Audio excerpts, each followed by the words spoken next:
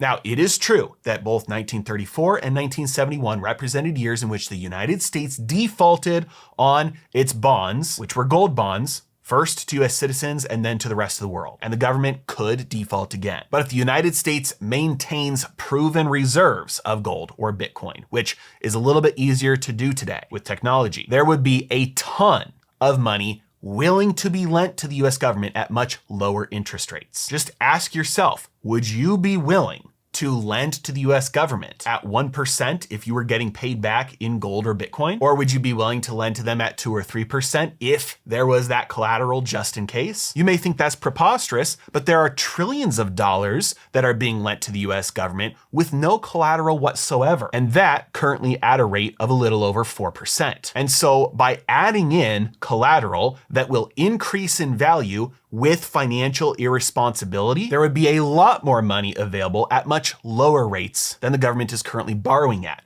which would mean the US government could roll over and refinance much of the national debt at a much lower price and stop the interest rate spiral that they're facing right now. Right now, the US government is paying about $1.2 trillion per year just in interest on the debt.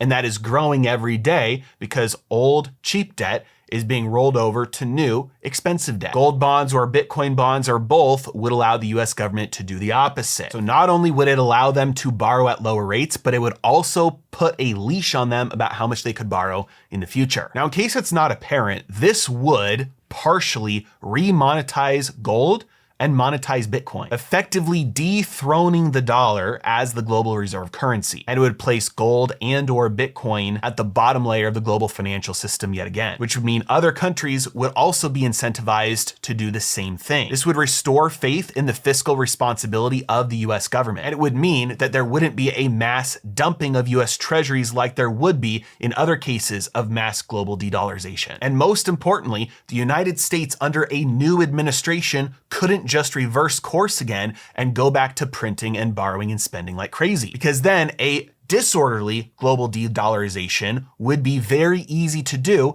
because the rest of the world had already partially de-dollarized and built up stores of gold and or Bitcoin and other currencies as well.